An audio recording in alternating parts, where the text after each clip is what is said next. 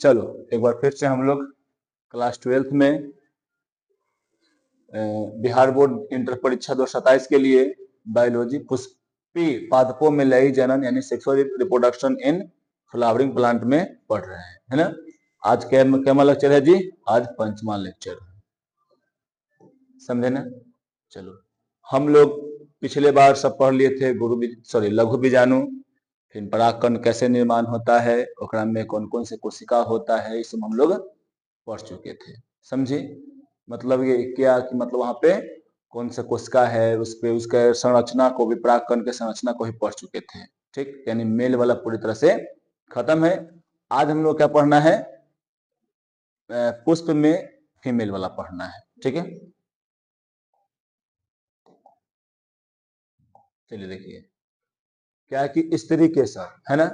स्त्री केसर फूल का क्या है जी? मादा जन्म अंग है ना। जानते ही हो। पहले अगर यहाँ पे चले एक बार तो हम आप लोग बताएं कि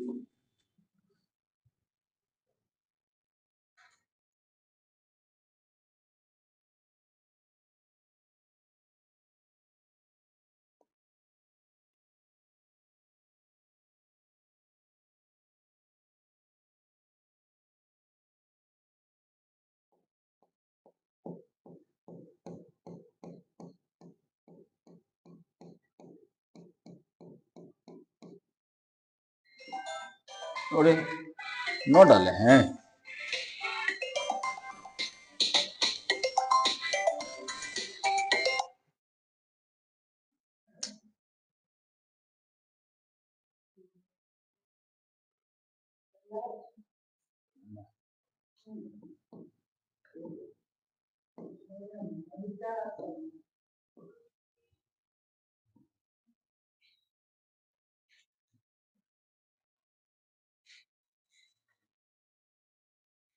का छोटी बड़ा लेट से आई है।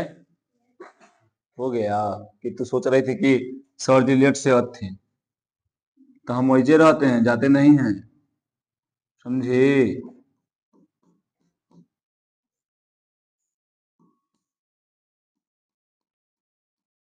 देखो यहाँ पे क्या है जी? ये सब फूल का संरचना है, ये वाला मेल वाला है ना। ये मेल फूल है। आई क्या है छोटू?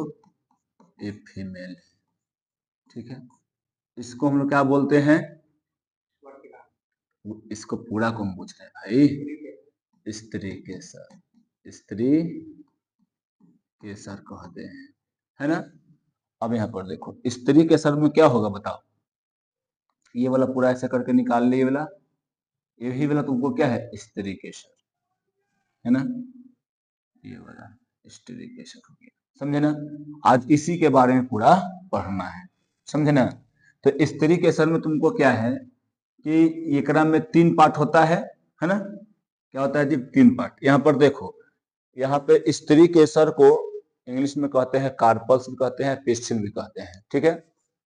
यहाँ पे स्त्री केसर है, बहुत सारा स्त्री केसर जब होता है तो उसको क्या कहते हैं जी? जायांग कहते हैं। यानी स्त्री केसर के समूह को क्या कहते हैं हम लोग? जायांग भी कहते हैं, ठीक है। इसके इस स्त्री केसर में 3 भाग होता है। यहाँ पे सबसे जो चौला भाग होता है नीचे में, उसको बोलते हैं अंडाशय। क्या बोलते हैं? अंडाशय। यहाँ पर देखो जो पतला है एकदम स्टाइलिश रूप में है, इसको बोलते हैं वर्तिका, वर्तिका, है ना। फिर यहाँ पर ये वाला देखो, यहाँ पर सबसे ऊपर में जो चौला भाग होता है इसको बोलते हैं वर्तिकाग्र, वर्तिकाग्र।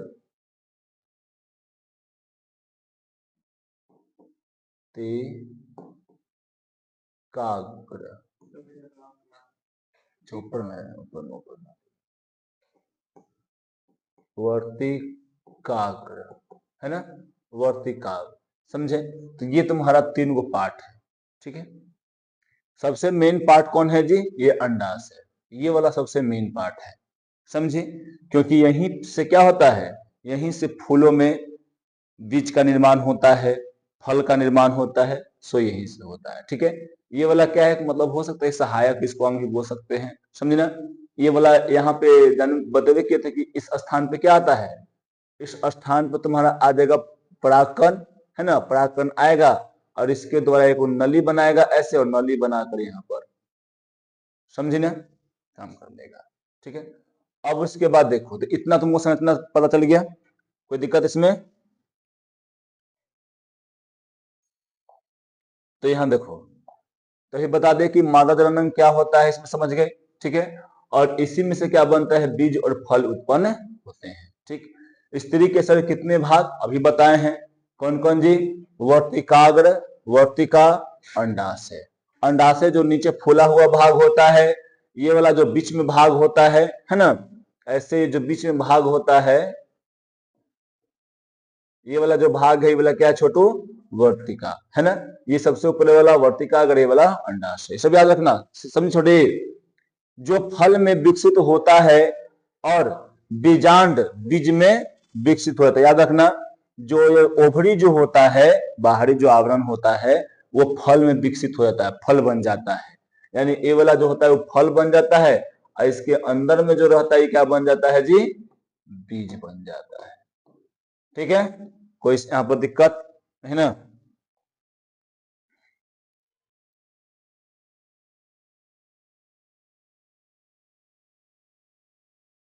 देखो, ऐसा समझना होता है। ठीक, पूरा ऐसा समझना है। इस भाग को हम लोग क्या कह रहे हैं? इस भाग को अंडाशय कहते हैं। इस भाग को क्या कहते हैं छोटी? वर्तिका, वर्त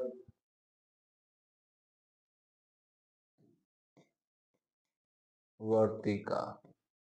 ठीक है, और इस भाग को हम लोग क्या कहते हैं? वर्तिका, वर्तिका। ठीक है, यहां पर कोई दिक्कत?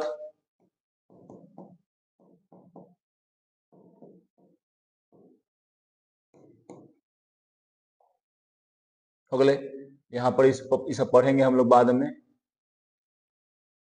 चलिए, इतना समझ में आया पहले? बताइए।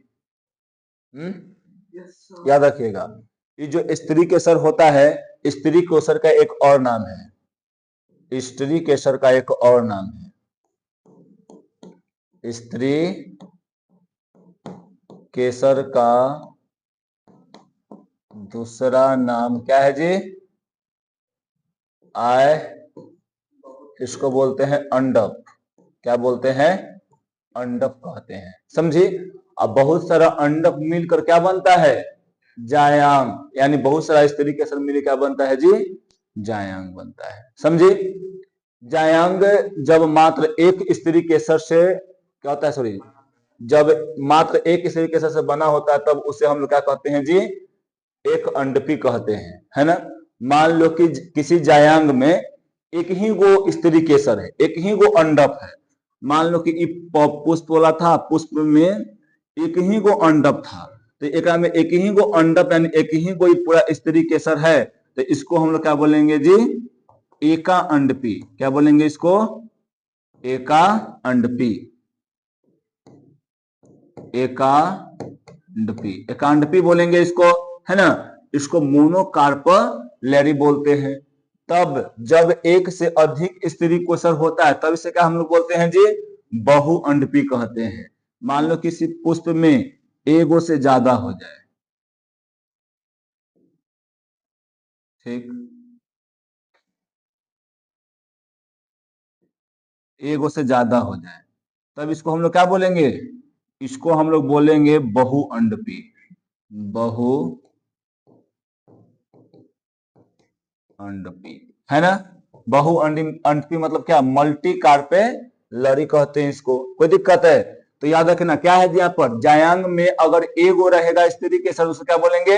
एकांडपी। अगर बहुत सारा रहता है उसे क्या हम लोग बोलते हैं? बहुआंडपी कहते हैं। कोई दिक्कत इस पे? बहुआंडपी में कोई दिक्कत नहीं ना? चलिए, अब आगे देखिए, जायांग में एक से अधिक क्या होता है जो अंडप होते हैं, तब वे क्या होते हैं जी? दो प्रकार के होते हैं, है ना। अगर जायांग में एगो से ज्यादा अंडप होगा, देखो पहले हम तुमको क्या बताएं कि अगर एगो अंडप होगा तो उसे क्या बोलेंगे? एकांडपी कहेंगे, एकांडपी, है ना। अब दू गो रहेगा तो क्या बोलेंगे छोटी? दुई गो रहेगा तो क्या बोलेंगे? बहुअंडपी, है ना। बहु अंडपी, अंडपी है ना, अंडपी था, बहुत बहु अंडपी, समझे ना। इसमें फिगर पार का भी दिखाए। अब उसी प्रकार जो होता है, मान लो कि जायांग एगो से ज्यादा हो गया है ना, तब क्या उसको जायांग में स्त्री के सर जो होगा एगो से ज्यादा है, ठीक है, तब उसको भी कितने भागों में बांटते हैं, दो भागों में बांटते हैं। कौन कौन, एगो होता है युक्तांडपी, क्या होता है छोटी, युक्तांडपी, और एगो होता है विक्तांडपी, है ना, समझी। एक होता है युक्त आंडपी और एक होता है वियुक्त आंडपी, समझी। तो याद रखना, जायांग के आधार पर, यानी जायांग किससे, जायांग में एक से अधिक वो अंडप होगा तो उसको कितने भागों में बांटा जाएगा जी, दो भागों में। कौन कौन बांटा जाएगा, एकांड क्या, युक्त आंडपी और कैसे बोलते हैं, वियुक्त आंडपी, है ना, इसको बोलते हैं सिंग कार्पस और क्या बोलते हैं जी, एप्रोकार्पस, एपोकार्पस, ठीक है। अब हम लोग देखते हैं युक्त आंडपी क्या होता है, ठीक। इस प्रकार के, यानी देखो युक्त आंडपी में इस प्रकार के जायंग में स्त्री केसर एक दूसरे से क्या रहते हैं जी, जुड़े हुए रहते हैं। जैसे में ये स्त्री केसर है, ऐसे ऐसे भी कर सकते हैं, है ना, सब अलग अलग प्रकार से भी होता है, ऐसे रहेगा, ठीक है, ये जुड़ा हुआ है। ऐसे एक दूसरे से अगर जुड़ा हुआ रहेगा, इसको हम लोग क्या बोलेंगे जी, युक्त तांडपी बोलेंगे, युक्त तांडपी बोलेंगे,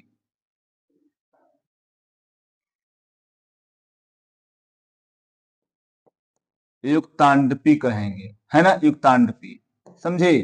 कोई दिक्कत छोटी, याद रखना, अगर एगो से ज्यादा यहाँ पर स्थिति के सर रहा और वो ऐसे जुड़ा हुआ रहा तो इसको हम लोग क्या बोलेंगे, युक्त तांडपी कहते हैं, समझे ना।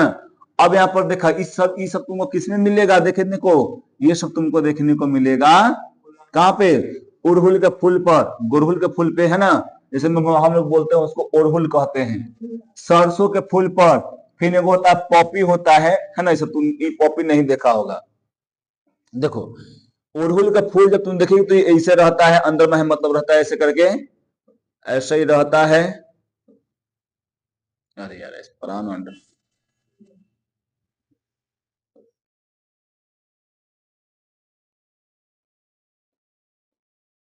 बन गया, एकरे में से ऐसे निकला हुआ रहेगा, ऐसे तुम ऐसे देखा होगा ओकरा में करके देखा होगा, है ना। चारोल का फूल ले आना, यहाँ पर हम दिखा देंगे, कुका में से बहुत सारा ऐसे निकला हुआ रहता है, जुड़ा हुआ रहता है, ठीक है, इसको क्या बोलते हैं जी, युक्तांडपी कहते हैं, ठीक। कोई दिक्कत छोटी, बोलो, सब एकदम आसान भाषा में है, क्या है कि स्त्री केसर में अगर एक से ज्यादा अगर रहेगा, यानी तो एक दूसरे से क्या रहेगा वो जी, जुड़े हुए रहेगा, जब जुड़ा हुआ रहेगा उसे क्या बोलेंगे, युक्तांडपी कहेंगे, है ना। अब देखो विक्तांडपी, इस प्रकार के जायंग में क्या होता है, सब स्वतंत्र होता है, ये नहीं कि जुड़ा हुआ रहता है, इसमें क्या रहता है छोटी, सब के सब स्वतंत्र। विक्तांडपी मतलब क्या, यानी एपोकार्पस में क्या होगा छोटी, सब एक दूसरे से जुड़ा हुआ रहता है, समझे। सॉरी सॉरी, एक दूसरे से स्वतंत्र रहता है ना। एक क्या रहेगा जी, ये वाला जो है ना, ये स्त्री केसर जो होता है स्वतंत्र रहता है। जैसे में चंपा, चंपा का फूल देखो, मैग्नोलिया का फूल देखो, है ना, इस सब में देखोगे तो सब जो रहता है वो स्वतंत्र रूप में रहता है। कौन, ये रहता है, ठीक। रहेगा क्या, एगो से ज्यादा रहेगा, लेकिन सब अलग अलग रहता है, सब अलग अलग, सब अपना अपना रहता है ना। इस रूम में सब ढेर है लेकिन सब अपना अपना है ना, डिजिटल है ना। तो युक्त आंडपी युक्त आंडपी में देखिए, कोई दिक्कत यहाँ पे, बोलो, कोई दिक्कत नहीं ना जी, छोटी।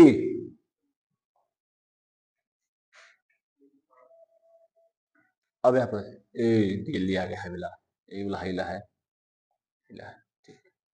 अब यहाँ पर देखो, याद तुमको समझ में आया कि अगर एक से अधिक, क्या रहेगा जी, एक से अधिक अगर स्त्री के सर होता है तो उसको हम लोग दो भागों में बांटते हैं।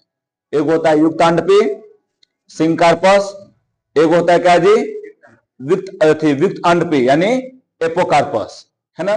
दो तरह का होता है, एपोकार्पस स्वतंत्र होता है, युक्त अंडपी क्या रहता है छोटी, एक दूसरे से जुड़ा हुआ रहता है, ठीक है। कोई दिक्कत में दिक्कत नहीं होना चाहिए।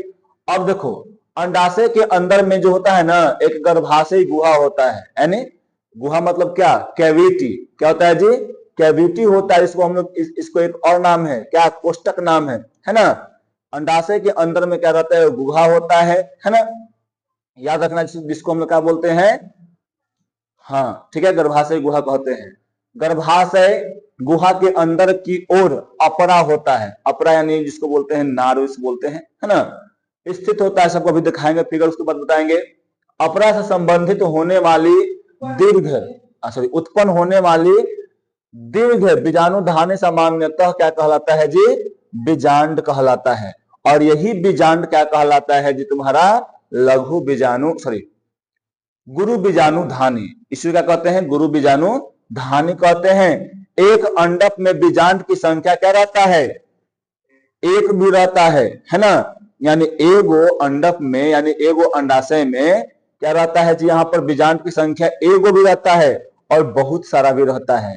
तो जगह में एगो रहता है, जैसे में गेहूं में एगो बीजांड होगा, धान में एगो बीजांड होगा, और यहाँ पे आम में भी एक ही गो बीजांड रहेगा, है ना।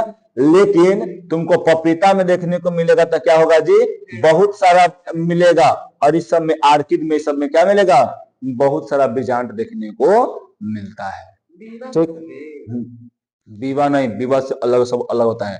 जैसे मैं देखा है ना, मटर का पौधा देखा ना है, मटर का पौधा देखा होगा ऐसे करके, तो एकरा में से निकल रहे ऐसे ऐसे ऐसे, यही सब, यही क्या है, बीजांड है। यही बिया के फिर रूप ले लेता है ना, ऐसे सजा हुआ रहता है। ठीक, नहीं तो में एक ही को रहता है। ठीक, सॉरी, हाँ पपीता में अनेक रहता है, पपीता में बहुत सारा रहता है।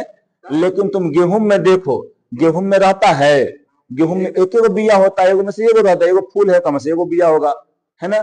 धान में देखो, आम में देखो, एगो फूल में एगो, यानी एक अंडपी है वो, यानी बोल सकते हैं कि बीजांड की संख्या एगो है। इस सब में आयकड़ा में क्या जी, बहुत सारा है ना। वो बिया के आधार पर पकड़ा जाता है। जगह में एक ही बिया होगा तो समझे क्या हो गया, वो एक अंडपी है। और जगह में बहुत सारा बिया समझे कि बहुत बहुत बहुत बीजांड है, वो बीजांड में बोलेंगे। ठीक है, कोई यहाँ पर दिक्कत है? चलो पहले फिगर तुम लोग को दिखाते हैं। देखो ये तुम्हारा फिगर है ना, तो सब इंग्लिश में है। तो अभी हम तुमको क्या पढ़ाए थे बताओ, यहाँ पे पढ़ाए तुमको हमें इसके बारे में बताते हैं, करने गया। हाँ उल्टे रहता फिगर वैगना में, सीधा थोड़ी रहेगा फिगर वैगना में। हिंदी वाला करने गया जी।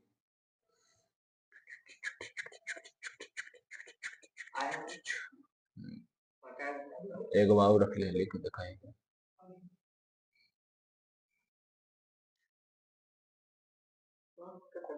देखो यहाँ पे ये वाला आ गया, बढ़िया है, दिखित है।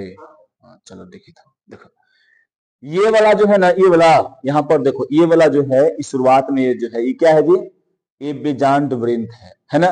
फिर यहाँ पर ये वाला तुमको जो दिख रहा है, ये बीजांड वृंत, और ये वाला क्या है, पूरा छोटू, ये वाला तुम्हारा है बीजाणुधानी, है ना, यानी बीजाणु है। सॉरी, देखो बीजांड काय बोलते हैं इसको, बीजांड काय बोलो, चाहे इसको पूरा क्या बोलेंगे, पूरा टोटल को पहले क्या बोलेंगे, गुरु बीजाणुधानी। इस टोटल को क्या बोलेंगे जी, गुरु बीजाणु धानी कहते हैं, है ना।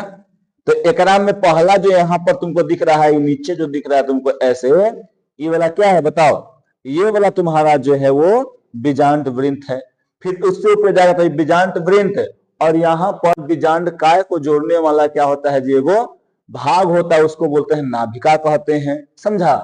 फिर उसके बाद तुम आ जाएगा ना, तो देखो ये वाला तुमको जो रचना दिख रहा है, ये वाला पूरा एकदम गाथा जो रचना दिख रहा है, ये वाला, इसका नाम क्या होता है जी, रेफी होता है। क्या होता है, रेफी, समझा ना। फिर उसके बाद जाएगा, आगे जाओ तो यहाँ पर ये जो खाली भाग तुमको दिख रहा है, ये वाला, ये तुमको जो खाली भाग दिख रहा है ना, ये वाला, इस भाग को हम लोग क्या कहते हैं जी, निभाग, है ना। निभाग या इंग्लिश में इसको बोलते हैं कैलेजा, कैलेजा, है ना। ठीक, या इसको बहुत लोग बोलते हैं चैलेजा भी कहते हैं, लेकिन कैलेजा होता है। ठीक है, अब उसके बाद देखो, फिर तुम यहाँ पर आओगे नीचे में, देखो नीचे एगो छिद्र है, इसको क्या बोलते हैं जी, बीजांड द्वार है ना। फिर उसके बाद अगर यहाँ पे हम लोग आते हैं इसमें, तो तुमको इसमें क्या देखने को मिलेगा, यहाँ पर तुमको तीन गो, अच्छा इसे और भी है, देखो यहाँ पर तुमको ये आवरण दिख रहा है बोला, ये आवरण दिख रहा है, इस आवरण को पता है क्या कहते हैं, अध्या आवरण कहते हैं। क्या बोलते हैं जी, अध्या आवरण कहते हैं। इस आवरण को कितने भागों में बांटते हैं, दो भागों में बांटते हैं। कितने भागों में बांटते हैं जी, दो भागों में। एक होता है बाहरी अध्यावरण, बाहरी अध्यावरण, ठीक। और दूसर का कौन होता है जी, आंतरिक अध्यावरण, आंतरिक अध्यावरण, है ना। तो बाहरी अध्यावरण ये होता है, आंतरिक अध्यावरण यहाँ पर देखो, तो ये वाला तुमको जो दिखेगा, ये वाला होता है बाहरी अध्यावरण, ये वाला बाहरी अध्यावरण है, ठीक है। और ये वाला जो तुमको दिख रहा है, ये वाला क्या है जी, आंतरिक अध्यावरण है। समझा, कोई यहाँ पर दिक्कत नहीं। अब उसके बाद देखो इसको में, ये जो तुमको देखोगे ना, ये वाला तुम जो दिखोगे, ये वाला सब क्या है जी, इसको बोलते हैं मृत कोशिका। क्या बोलते हैं जी, मृत कोशिका, मृत कोशिका कहते हैं। ये बहुत सारा का मृत कोशिका रहता है, एक विभाजन होता है बहुत सारा। फिर क्या बनता है, देखो यहाँ पर तीन गो बनता है, इसको बोलते हैं, यहाँ पर दो गो जो रहता है ये वाला, इस दोनों को बोलते हैं सहायक कोशिका। और ये एगो जो यहाँ पर ये वाला रहता है, इसको बोलते हैं क्या जी, अंड कोशिका बोलते हैं, ठीक है। यहाँ पे दो को, यहाँ पर एक ही कोशिका होता है, लेकिन कै गो, एक में दो गो भाग होता है, दो गो न्यूक्लियस, दो केंद्रक होता है। इसको हम लोग बोलते हैं प्रतिध्रुवी केंद्रक कहते हैं, सॉरी कोशिका कहते हैं, ठीक ना। और यहाँ पर जो होता है, यहाँ पर भी क्या होता है जी, तीन गो यहाँ पर तुमको देखने को मिलेगा। क्या यहाँ पर तो लौका है, यहाँ पर है कहाँ, चलो होल फिगर दिखाते हैं। देखो ये वाला, ठीक, ये वाला यहाँ पर तुमको रहेगा क्या, यहाँ पर दो कोशिका ये वाला है, एगो ये है, एगो ये है, ठीक है। तो इसको बोलते हैं एक, यानी क्या इसको बोलते हैं, देखो यहाँ पे नाम क्या उसका नाम अंड कोशिका कहते हैं यहाँ पे, ठीक है। फिर उसके बाद तुम यहाँ देखोगे, फिर इसको क्या बोलते हैं, इसको सिनेर्जिट कहते हैं, या चाहे सहायक कोशिका कहते हैं, सहायक कोशिका, ठीक है। इसको बोलते हैं एंटीपोडल। यहाँ पे क्या होता है, जो चलाजा वाला भाग पर कै गो होता है, तीन गो होता है, समझी ना। चलाजा वाला भाग पर कै गो होता है, यहाँ पे सेल, यानी सेल बोलेंगे, चाहे यहाँ पर क्या बोलेंगे, हाँ सेले बोलेंगे, तीन गो सेल होता है। इसको बोलते हैं क्या छोटी, एंटीपोडल कहते हैं, यानी बीजांड काय, समझा ना, बीजांड काय भी इसको कहते हैं, ठीक। अब उसके बाद देखो यहाँ पे,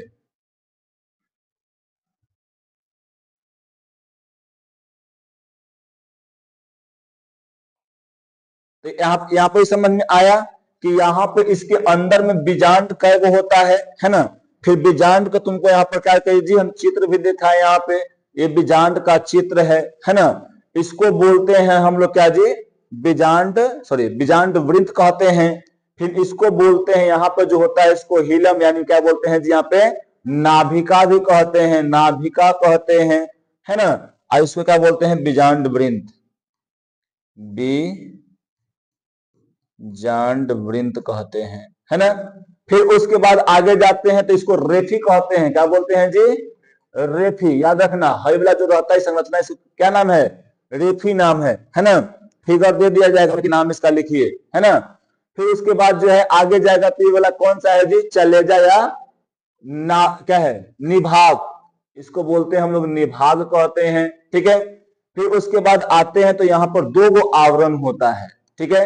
एक और इस दोनों आवरण को मिलाकर क्या कहते हैं, अध्यावरण। एक होता है बाहरी अध्यावरण, बाहरी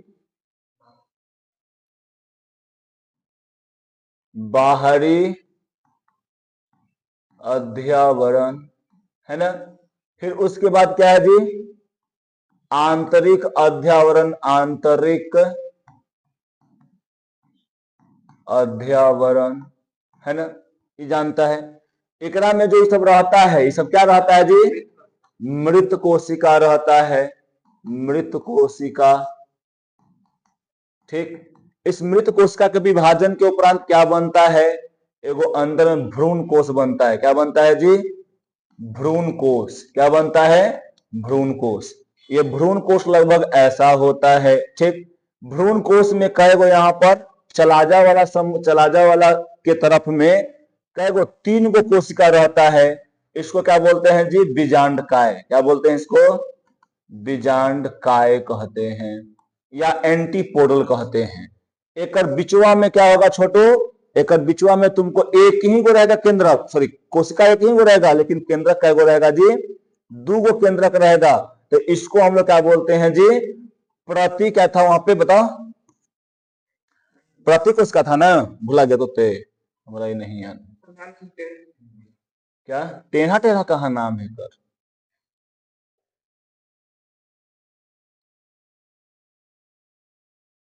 हाँ, प्रतिमुखी कोशिका। क्या नाम है इसका भी? प्रतिमुखी कोशिका।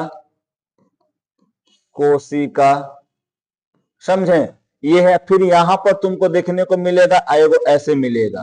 तो इस दोनों 2 गो कोशिका क्या होता है जी? सहायक कोशिका होता है। सहायक कोशिका। कोशिका। एगो ये क्या होता है जी? बीजांड की अंड कोशिका है। अरे यार मिटर ना।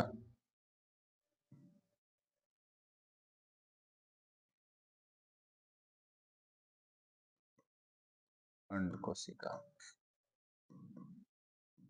ठीक है, तो याद रहेगा, याद रहेगा ना। अब चलते हैं, उसके बाद हम लोग एक बार फिर से हम फिगर तुमको बता दिए।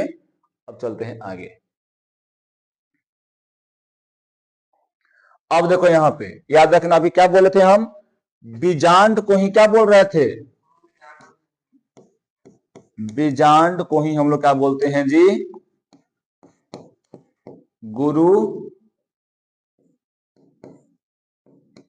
बीजाणु धानी कहते हैं। इसी को कहते हैं ना, बताओ। इसको क्या बोलते हैं? मेगा स्पोरेंजियम भी कहते हैं। तो याद रखना, अंडाशय के अंदर में एक या एक से अधिक क्या होता है जी? गोल संरचनाएं मतलब होती हैं, है ना। इनको हम लोग क्या कहते हैं जी? बीजांड कहते हैं। समझे? जैसे तुम मटर का एगो पौधा देखो, तो मटर का पौधा में एगो यहाँ पर ऐसे देखने को तुमको मिलता है, ऐसे देखने को मिलता है, ऐसे देखने को मिलता है ना। ये सब देखा है तू सब। तो ये सब क्या है? ये सब है गुरु बीजाणु। क्या है जी? गुरु बीजाणु। बीजाणु, ठीक है। गुरु बीजाणु धानी। समझे ना? कोई दिक्कत इसमें नहीं ना? ठीक। अब उसके बाद देखिए यहां पर, तो ये क्या हो सकता है जी? गुरु बीजाणु किसी में एक भी हो सकता है और किसी में अनेक भी होता है। ठीक है, जैसे हम तुमको बताए थे अभी कि आम वाला पौधा में क्या होता है जी? गुरु बीजाणु एक ही गो होता है। लेकिन वही पपीता, मटर, इस सब में देख लो तो गुरु बीजाणु क्या होता है? एगो से बहुत अधिक होता है। इन्हीं बीजांडों को क्या कहते हैं जी हम लोग? गुरु बीजाणु कहते हैं। ये आप लोग को हम बता दिए। ये टोटल क्या है जी? टोटल के टोटल गुरु बीजाणु धानी है। ठीक है, देखो यहां पर तुमको फूल में जो दिख रहा होगा, तो फूल में देखो यहां पर ये क्या है? ओभरी है। ओभरी में हई कोची है? बीजांड। क्या है जी वाला? बीजांड। आईसीयू क्या बोलते हैं? गुरु बीजाणु धानी। गुरु बीजाणु धानी। देखा मैं कई गुरु बीजाणु तुमको दिख रहा है? 6 गो दिख रहा है। दिख रहा है ना 6 गो? तो ऐसे करके ये अलग अलग होता है। ठीक, यहां पर देखो ऐसा भी संरचना कहीं कहीं तुमको देखने को मिलेगा। ठीक, देखो ओरिजिनली ज्यादा हलचल देखने को मिलेगा। और इसको आप लोग को होमवर्क में पार के भी लाना है कल। ठीक, यानी अगले दिन जब खुलेगा उस दिन आप लोग को ये पार के लाना भी। ठीक, और इसके हिंदी में, इंग्लिश में है, आप लोग हिंदी में नाम लिखेगा। और नहीं तो यहाँ पर देखिए, यहाँ पर हम हिंदी में भी नाम यहाँ पर लिखे हुए हैं। नहीं जी, हिंदी भी नाम वाला है। ठीक है, तो हिंदी में भी नाम वाला है ना। दिख नहीं रहा है लेकिन आप पकड़ सकते हैं, ध्रुवीय केंद्रक है ना, या इसको ये बोलेंगे क्या बोलेंगे जी, अंड कोशिका भी बोलेंगे। देखो वो जो प्रतिमुखी जो कोशिका था उसका एक और नाम है ध्रुवीय कोशिका भी इसको कह सकते हैं, समझे ना। तो ऐसे करके सब होता है, तो आप लोग इसको याद रखिए, ठीक है। हाँ, पार के भी लाइएगा और याद भी रखिएगा। चलिए अब हम लोग देख रहे हैं गुरु बीजाणु धानी के क्या जी विशेषताएं या मुख्य संरचनाएं, है ना। यहां पर देखो गुरु बीजाणु धानी में अभी हम क्या बतलाए थे कि अनेक प्रकार के एकरा में रचना होता है, एकरा में अनेक प्रकार के रचना होता है। जैसे में हम कौन कौन बताए थे अभी, पहला यहां पर बीजांड वृंत बताए थे, है ना। तो पहले यहां पर देखो बीजांड वृंत को ही हम लोग यहां पर देखना शुरू करते हैं, है ना। बीजांड वृंत, देखो बीजांड वृंत हम इंग्लिश भी लिख दिए हैं क्योंकि यहां पर क्या था, यहां पर जो है ज्यादातर हमको फिगर जो मिला वो इंग्लिश में ही मिला, ठीक है। तो देखो ये वाला क्या है जी, ये वाला क्या है, फ्यूनिकल, फ्यूनिकल जो है यहाँ पर इसको बोलते हैं बीजांड वृंत, बीजांड वृंत, है ना, बीजांड वृंत, समझे। फिर उसके बाद आते हैं ऊपर में, तो ये क्या है छोटो, ये वाला जो है मतलब क्या इसको बोलते हैं, वहां पर हीलम जैसे बोलते हैं हीलम लिखा हुआ है लेकिन हाइलम बोला जाता है, लिखा क्या है जी हीलम है लेकिन हम लोग क्या बोलते हैं हाइलम, इसको बोलते हैं नाभिका, क्या बोलते हैं नाभिका, है ना। नाभिका कौन, नाभिका मतलब क्या, इसी को अपरा भी बोल सकते हैं, अपरा, ठीक है। मतलब क्या कि ये जो होता है ना इसको से यानी ओवरी से क्या करता है जी, ये बीजांड का नहीं है वाला जो भाग जो होता है इसको जोड़ने का ये काम करता है, समझा, ठीक है। सॉरी क्या बोले हम, देखो यहां पर ये वाला जो है ना जो बीजांड वृंत है ना, ये बीजांड वृंत और ये पूरा जो इकाई है ना, जिसको बोलते हैं कोशिकाएं, सॉरी नाभिकाएं बोल सकते हैं, है ना। ये जो है पूरा तुम्हारा ये संरचना जो है, इस संरचना को ये जोड़ने का तुम्हारा काम कौन करता है जी, नाभिका करता है, ठीक। और इसके बाद रेफरी है, ठीक, रेफी है। अब उसके बाद देखो यहां पर, देखो यह एक छोटा सा डंठल सा होता है जो बीजांड को बीजांड आसन से क्या करता है जी, जोड़े रहता है, ठीक है। बीजांड को बीजांड आसन से जोड़ने के लिए क्या करता है जी, बीजांड वृंत होता है। फिर इसको यहां पर देखो ऐसे हीलम है, क्या है जी, नाभिका, ठीक ना, नाभिका। बीजांड के देह, बीजांड क्या है जी, देह, और बीजांड वृंत के मतलब बीजांड देह मतलब इसे वो बोलेंगे हम लोग इस भाग को जोड़ने के लिए, ये पूरा भाग को जोड़ने के लिए एक यहाँ पर क्या होता है, संरचना होता है। इसी संरचना को हम लोग क्या बोलते हैं, हाइलम या नाभिका कहते हैं, ठीक है। अध्या आवरण, तो ये देखना, याद रखना, बीजांड को चारों ओर से सुरक्षा देने वाला एक आवरण होता है, बीजांड को चारों ओर से सुरक्षा देने वाला एक आवरण होता है। उस आवरण को हम लोग क्या कहते हैं, अध्या आवरण कहते हैं। ये दो प्रकार के होता है, हम अभी आप लोग को बताए थे ना, कौन कौन होता है जी, अध्या आवरण जो होता है कौन कौन, बाहरी अध्यावरण और आंतरिक अध्यावरण। इस फिगर में तुमको दिख रहा है ये वाला क्या है, बाहरी वाला है, और ये वाला क्या है जी, आंतरिक अध्यावरण है, ठीक है। अब उसके बाद चलते हैं आगे। बीजांड द्वार अध्यावरण से घिरे होने के बावजूद, यानी अध्यावरण से घिरे हुआ है ना, वहां उसके बावजूद क्या है जी, एक यहाँ पर छोटा सा छिद्र दिखता है। यहाँ पर ये देखो, ये छोटा सा जो छिद्र दिख रहा है ना, ये पूरा अध्यावरण से क्या हुआ, ढका हुआ है। उसके बावजूद यहाँ पर क्या है जी, एगो यहाँ पर दिख रहा है छिद्र, इसी छिद्र को हम लोग बोलते हैं बीजांड द्वार। क्या बोलते हैं इसको जी, बीजांड द्वार कहते हैं, ठीक है। कोई दिक्कत यहाँ पर बताओ, यहां से क्या प्रवेश करता है, प्राग नलिका यहाँ पर क्या करता है जी, प्रवेश कर जाता है। यानी फिर अब क्या है यहाँ पर निभाग, निभाग कहाँ है बताओ, ये बीजांड जो है इसका ऊपरे, यानी एक ऊपर एकदम यहाँ पे, ठीक है। यानी ये जो देखो बीजांड वृंत के ओर कौन रहता है जी, बीजांड वृंत की ओर कौन रहता है, बीजांड द्वार रहता है, एकर जस्ट अपोजिट में कौन रहता है जी? नाभिका, सॉरी क्या था वो? निभाग। निभाग, निभाग होता है। ठीक, कोई दिक्कत यहां पे?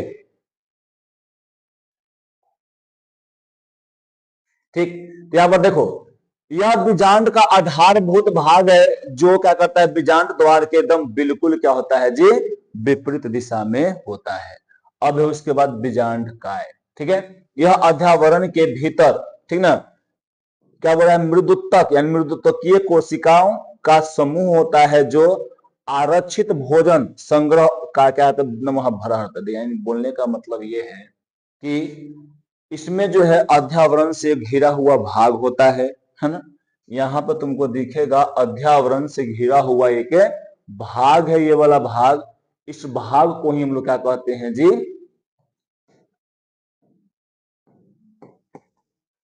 बीजांड काय कहते हैं, है ना। इसमें क्या क्या रहता है?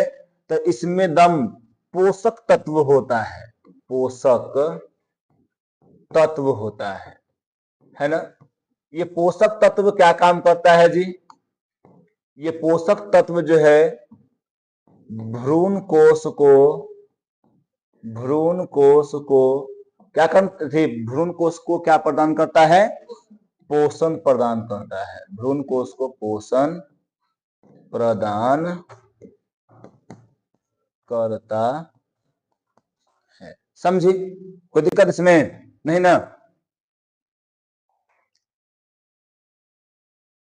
अब देखो, अब हम लोग पढ़ेंगे भ्रूण कोश। क्या है जी यहाँ पर? भ्रूण कोश। तो भ्रूण कोश में क्या है ना छोटे, याद रखना कि भ्रूण कोश में, भ्रूण कोश जो होता है बीजांडकाय के अंदर होता है। यानी ये पूरा क्या था तुम्हारा छोटी, ऐसे करके ऐसा था, और इसके अंदर में क्या था? ये पूरा ऐसे करके था, इसके अंदर में ये वाला ये था, ठीक ना। यही वाला है क्या? बीजांड, सॉरी भ्रूण कोश।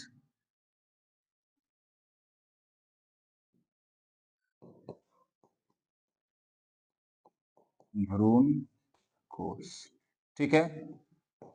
अब एकरा में याद रखना, एकरा में कई कोशिका रहता है भ्रूण कोश में? भ्रूण कोश में 7 कोशिका रहता है, और 8 क्या रहता है जी? केंद्रक होता है ना, जो कि निषेचन के लिए होता है। यहाँ पर देखो, ये कोशिका एक ही गो है ना, लेकिन एकरा में 2 केंद्रक है। ठीक है, एकरा में 3 गो क्या है जी? कोशिका है, 3 गो केंद्रक है। एकरा में 3 गो कोशिका है, 3 गो केंद्रक है ना। कोई इसमें दिक्कत नहीं होना चाहिए। इसे फिगर आप लोग को बता दिए हैं, कोई यहाँ पर दिक्कत नहीं होना चाहिए। बताओ, अब यहाँ पर देखो, बीजांड वृंत, बीजांड के शरीर के भीतर की तरफ क्या रहता है? जुड़ा रहता है, और इसकी लंबाई में बढ़ता है। इसके कारण बीजांड काय के देह पर एक लंबी उभरी सी क्या होता है जी? रेफरी। ये वाला रेफरी के बारे में बता रहे थे, ये वाला है ना, ये वाला बढ़ता है ना, तो यही वाला क्या होता है? संरचना बाद में ये बनता है। इसी को हम लोग क्या बोलते हैं जी? रेफरी, है ना। तो हम बता चुके हैं कि रेफरी क्या होता है। अब देखो, अब क्या है कि अध्या आवरण के आधार पर, अध्या आवरण के आधार पर बीजांड को कितने भागों में बांटते हैं जी? 3 भागों में बांटते हैं। अध्या आवरण के आधार पर कितने भागों में बांटते हैं? 3 भागों में। पहला कौन होता है? द्विआध्य, क्या है? द्वि अध्यावरणी, एक अध्यावरणी, और अध्य क्या है? अध्यावरणहीन, मतलब कि एकरा में अध्यावरण नहीं होगा। एकरा में कई गो अध्यावरण होगा जी? 2 गो। एकरा में कई गो होगा? 1 गो, लेकिन एकरा में अध्यावरण नहीं होता है। ठीक है, तो इसके आधार पर हम लोग कितने भाग में बांटते हैं? 3 गो लगे बांटते हैं। यहाँ पर देखो, एकरा में 2 गो अध्यावरण तुमको देखने को मिल रहा है। यहाँ पर ये वाला एगो ये है ना, एगो ई पार्ट हो गया, एगो पार्ट हो गया। एकरा में कई गो है जी? एगो। एकरा में साफे नहीं। ठीक, तो ऐसे करके यहाँ पर 3 गो अध्यावरण यहाँ पर है। ठीक, जैसे में देखो, द्वि अध्यावरणी में तुमको देखने को मिलेगा कि बीजांड, यानी इन बीजांड में 2 अध्यावरण होता है। यानी द्वि अध्यावरणी में क्या होता है जी? कि इन बीजांडों में क्या होता है जी? 2 गो अध्यावरण होता है। एकरा में कई गो होगा जी? 2 गो, है ना। यह स्थिति अधिकांश आवृत बीजी यानी एंजियोस्पर्म में पाई जाती है। जैसे कि तुमको सरसों का हो गया, है ना, फिर हो गया कि मतलब मोनो क्या है, मोनो कोटाइल कोटाइलडॉन, ये क्या है, देखो फैमिली है ना। इसके परिवारों में जितना भी पौधा आएगा उन सभी पौधों में क्या होगा, दूगो अध्यावरण वाला क्या होगा, बीजांड रहेगा, समझे ना। अब एक है कि एक गोला बोल रहा है कि यानी एक अध्यावरणी, इन बीजांडों में केवल एक अध्यावरण होता है। यह मुख्य रूप से क्या होता है जी, उसी में रहता है, ठीक ना, सॉरी, अनावृंती बीजी में यानी गाइनोस्पर्म में होता है, और कुछ अंतः क्या है, आवृत्ति बीजी जैसे में देखो ये दोनों में होता है। ये जो है यानी जिम्नोस्पर्म में भी होता है और एंजियोस्पर्म में भी ये तुमको देखने को संरचना मिलेगा। जैसे में यहाँ पर ढेर माने देवल है, क्या पौधा के नाम देवल है, कॉफी है ना, गेंदा के फूल है, सूरजमुखी के फूल है, गुलदाउदी है ना, डेहेलिया है और कुनैन। ये सब में क्या होता है जी छोटू, तुमको एगो अध्यावरण देखने को मिलेगा, ठीक। फिर उसके बाद है कि जो जिसको में नहीं होता है वो क्या है जी, इसमें पूरी तरह से अनुपस्थिति होता है। उदाहरण में तुमको जितना भी परजीवी पौधे हैं उसमें देखो। फिर उसके बाद नाम क्या है जिसमें से, लोरेंथस है ना, ओलेक्स, फिर क्या है जी, क्या है, लिरियोसमा और सेंटालम, और जैसे में चंदन का पेड़ सब है उस सब में क्या होता है, में अध्य आवरण नहीं पाया जाता है, ठीक है। अब हम लोग चलते हैं यहाँ पे, ठीक। अब हम लोग आ रहे हैं कहां पे जी, भ्रूण कोष पे आए हैं, ठीक ना। तब भ्रूण कोष की संरचना हम पा रहे थे अभी आप लोगों को, ये होता है भ्रूण कोष। ये क्या है, भ्रूण कोष। इसके यहां पर कितने कितने सेल होते हैं, 3 गो सेल। यहां पर कै गो सेल होते हैं जी, 3 गो होते हैं, है ना। और यहां पर कै गो होते हैं, 1 गो होते हैं, ठीक है। अब देखो यहां पर 3 गो, यानी टोटल कोशिका की संख्या कै गो है जी, 7 गो। यानी टोटल कोशिका की संख्या अगर देखें इसमें तो कितना है जी, 7 कोशिका है। केंद्रक की संख्या कै गो है, केंद्रक की संख्या 8 है ना, समझे। अब इसके बारे में हम देखते हैं। देखो भ्रूण कोष के निभाग सिरे पर क्या होता है जी, 3 गो होता है। कै गो होता है, 3 गो कोशिका होता है, और तीनों के तीनों क्या रहता है, अगुणित रहता है। अगुणित का मतलब क्या है बताओ, अगुणित का मतलब, हाँ, और सूत्री विभाजन होगा तब इन होगा, अगुणित। बहुत अच्छा तुम कहे। हाँ, जेकरा में गुण सूत्र संख्या क्या होगा जी, 1 हो जाएगा, उ हो जाएगा अगुणित। फिर लपेटते हैं तो लपटा जाता है पूरा, यहाँ पर अगुणित, है ना, समझा। फिर उसके बाद यहाँ पर देखो ये क्या होता है, अगुणित होता है कोशिका, है ना, के समूह को हम लोग क्या कहते हैं, प्रतिमुखी कोशिका कहते हैं। इसको प्रतिमुखी कर रहे थे, सॉरी वहां पे हम उल्टा बोल दिए जी, यहाँ पे उल्टा बोल दिए, कहाँ बोल दिए थे उल्टा, काहे काहे जी, काहेला,